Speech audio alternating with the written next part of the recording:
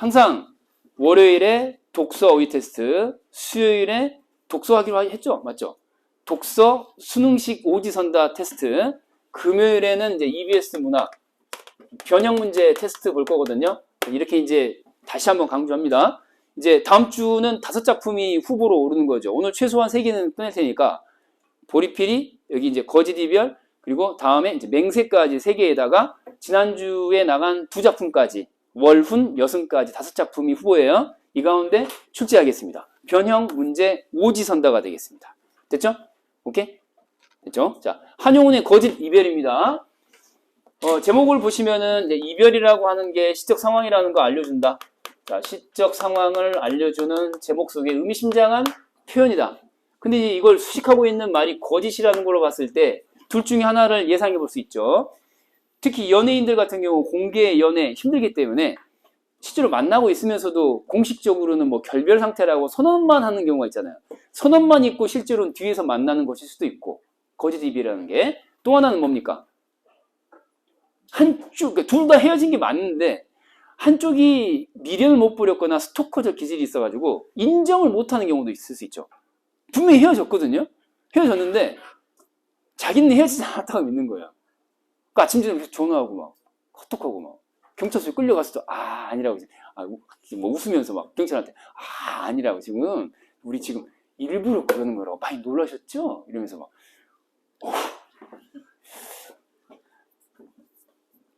슬기랑 저는 지금 첫 번째, 알겠죠? 전자예요, 전자. 알겠죠?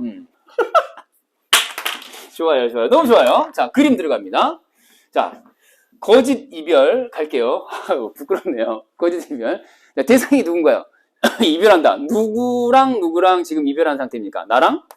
나랑 누구예요? 당신. 그렇습니다. 당신. 얼굴 빨개집니다, 이거. 슬기 생각하니까 순식간에 확 달아오릅니다. 자, 나하고 당신이 있어요. 근데 이 나하고 당신은 어떤 상태라고요? 이별한 상태. 칸막이 하나 만들어 주시고요. 이별이라고 쓰겠습니다. 이별. 제목에 노출돼 있죠. 이별이라고요.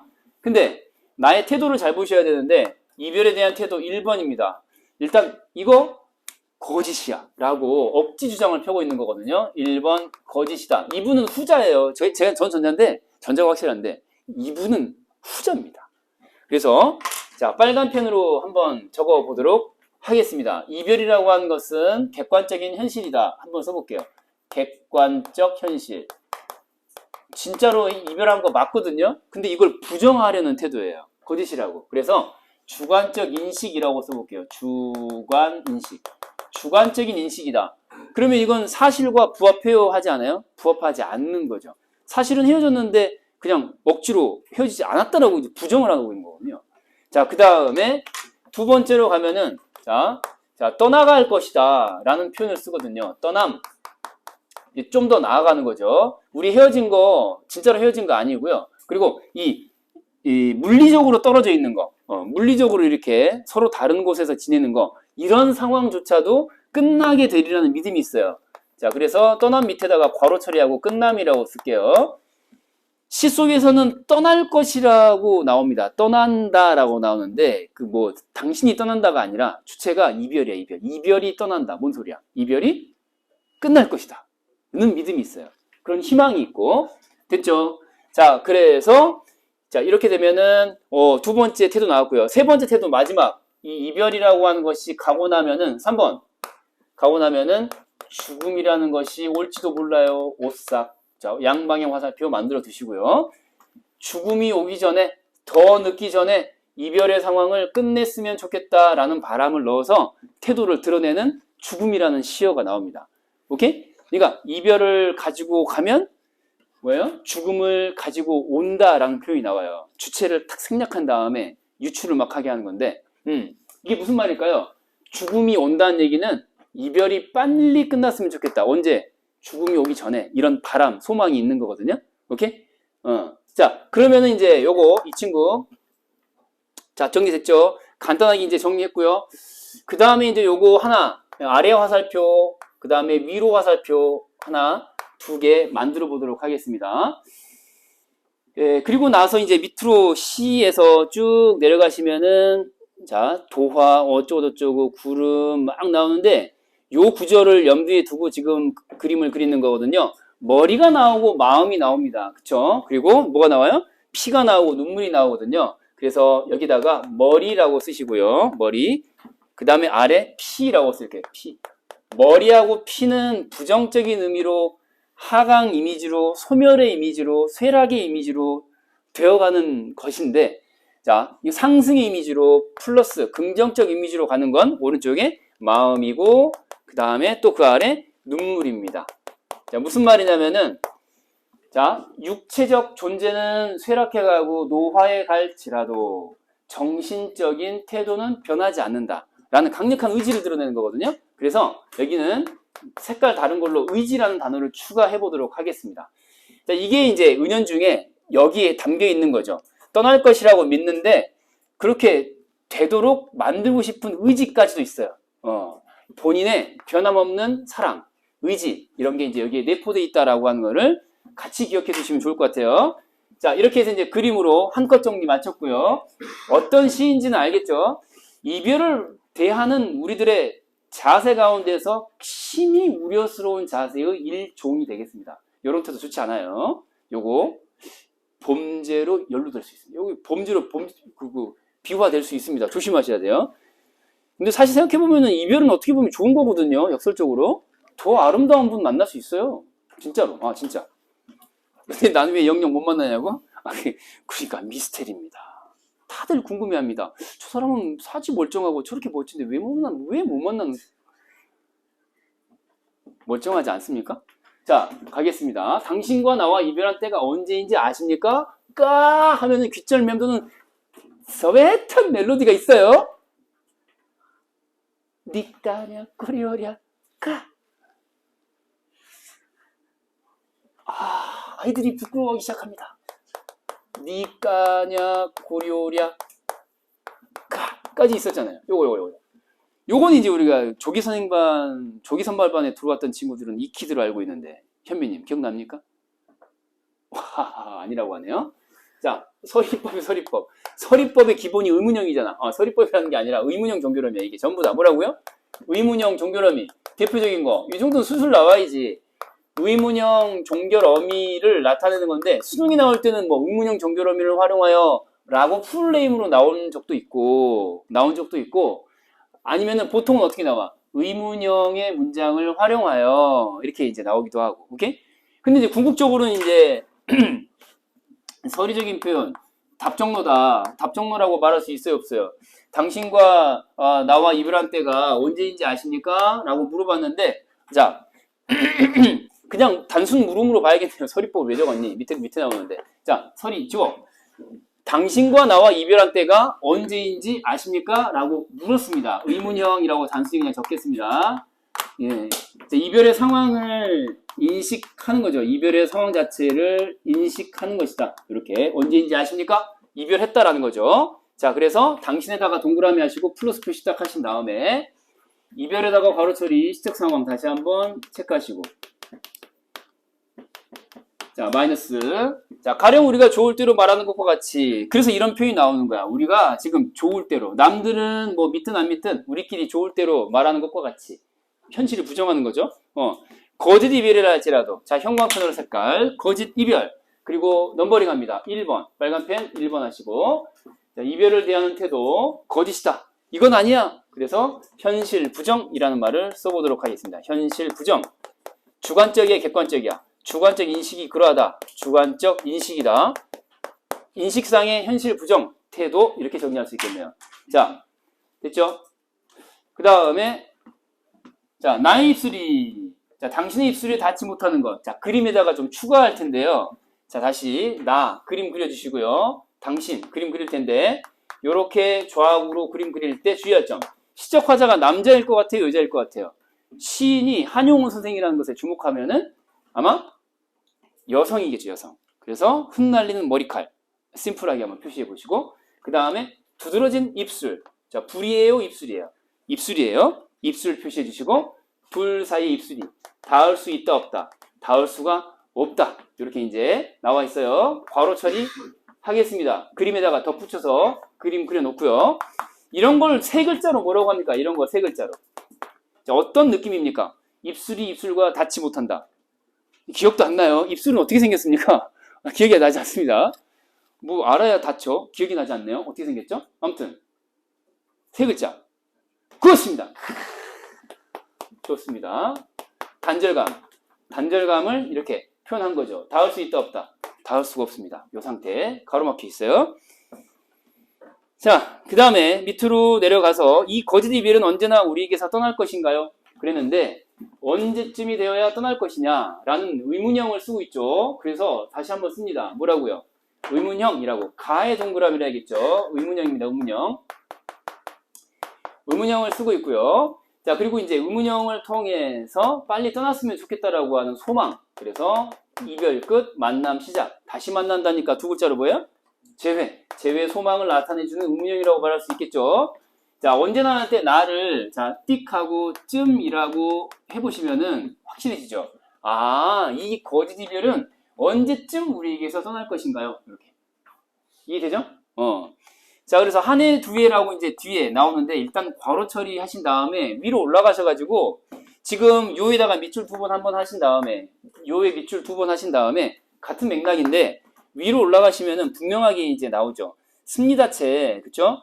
그래서 원매식으로 말하면은 뭐라고 할 수 있습니까? 요거 아십니까? 한 번 더 밑줄 딱 두 번씩 그거 놓으신 다음에 자, 높임 말인데 높임 표현 중에서 상대 높임 중에서도 뭡니까? 하십시오체입니다. 하십시오체의 의문형인데 그렇게는 수능이 안 나와요. 하십시오체의 의문형을 사용하여 이게 국어의 엄매야. 그렇게 안 나오지. 근데 이제 여기서는 그냥 단순히 높임말이다 라는 뜻으로 세 글자. 그렇죠. 경어체. 경어체를 쓰고 있어요. 특별히 비읍부터 니까까지 다시 한번 동그라미 한번 해주시고요. 보통은 경어체다라고 한다면은 이제 비읍, 니다, 꼴이나 기본적으로 말이죠. 기본 형태가 또는 습니다, 꼴로 오는 거죠. 습니다, 비읍니다, 꼴로 오는 게 경어체의 일반적인 형식이다라고 할 수 있겠죠. 자, 됐습니까? 경어체 쓰고 있다. 자, 밑으로 다시 내려갑니다. 그래서 한 해, 두 해, 괄호 처리 돼 있죠, 그쵸? 다시 돌아왔어요. 한 해, 두 해. 긴 시간으로 느껴질까요? 짧은 시간으로 느껴질까요? 주관적으로 느끼기에. 자, 뒤에 이어지는 부분 보시고요. 긴 시간이야, 짧은 시간이야, 느끼기에?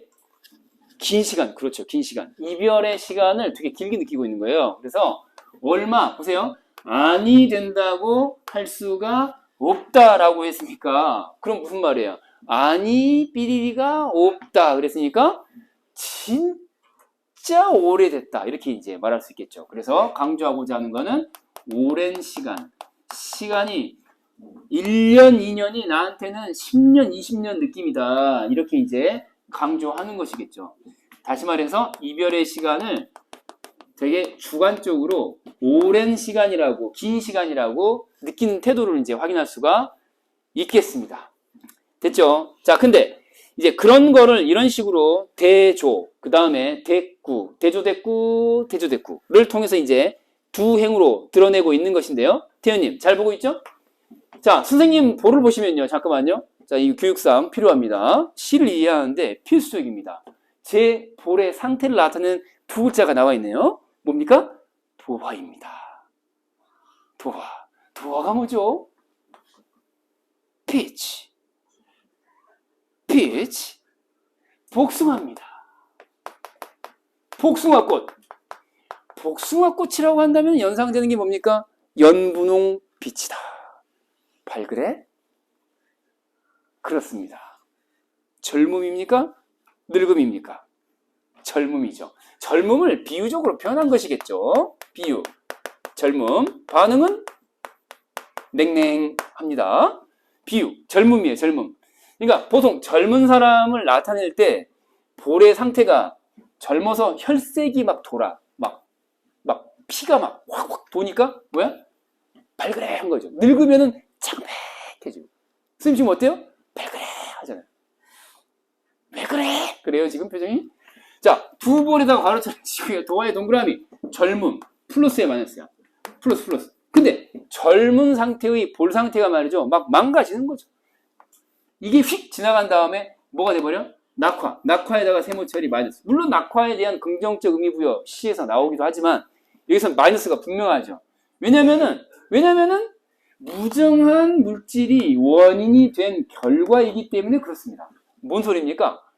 무정한, 그러니까 봄바람이라는 것은 원망의 대상일 수 있어서 마이너스가 되는 거예요. 그 마이너스 대상에 의해서 그게 스친 다음에 떨어진 결과이잖아요. 그렇죠? 그래서 마이너스예요. 그래서 이렇게 화살표 띠.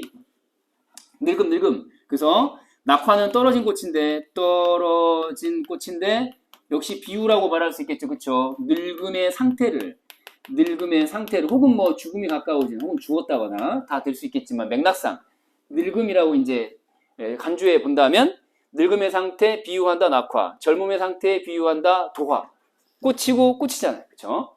됐습니까? 그래서 이제 대비라는 말을 여기다가 써볼 수 있겠네요. 대비 할 수 있겠다. 대비 플러스 마이너스 대비 이렇게 소재 간에 대조적 소재가 나와 있다라는 거. 이 봄바람이 마이너스라는 걸 기억하셔야 돼요. 알겠죠? 그 맥락에 따라 달라질 수 있는데 여기서는 아주 아름답게 피어나던 젊음을 시들거나 끝나게 만들어 버렸으니까 마이너스예요. 알겠죠? 기억해야 돼. 자, 아래 내려갑니다. 지금 대꾸를 확인하셔야 되는데요. 지금 길다랗게 한 줄과 길다랗게 또 한 줄이 있죠. 이 네 줄을 연달아서 묶어볼게요. 이렇게 실질적으로는 두 행이라고 말할 수 있을 것 같은데, 그쵸? 이 네 줄을 묶는 거야. 자, 여기다 숫자 4를 써놓을게요. 네 줄. 이 네 줄을 포함해가지고 대꾸라는 말 쓸 수 있어요, 없어요? 쓸 수 있겠죠? 비슷한 문장 구조가 연달아 이렇게 나왔잖아요. 뭐뭐 되어가는 뭐뭐가 그다음에 뭐뭐 되어서 뭐뭐가 될까요? 이런 식으로. 그쵸? 그래서 자, 까에다가 동그라미 의문형을 통해서 나타내고자 하는 그 화자의 정서나 태도는 뭡니까? 우려.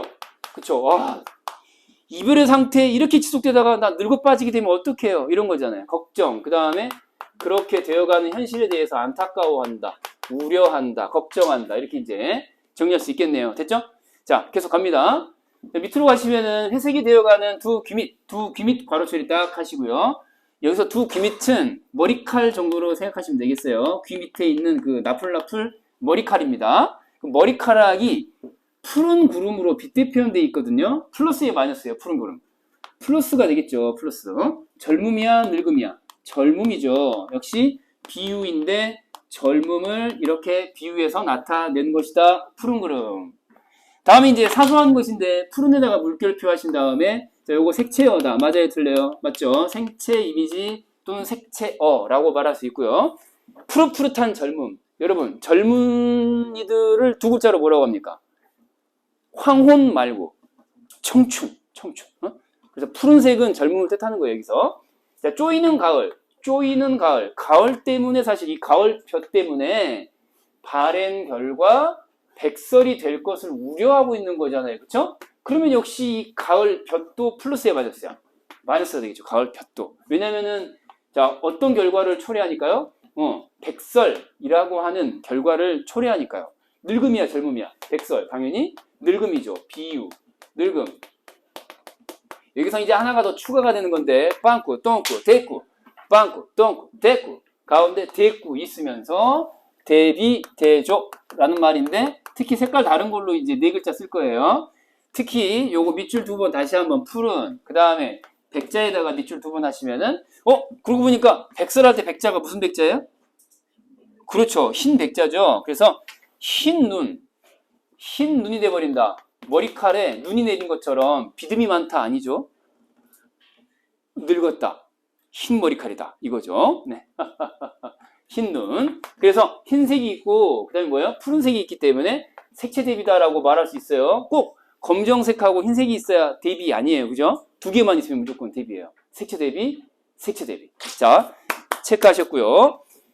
자, 다음 문장으로 내려가면 태연님 보고 있죠? 자, 머리는 휘어가도 여기 그림상 우리가 미리 체크해놨던 거거든요.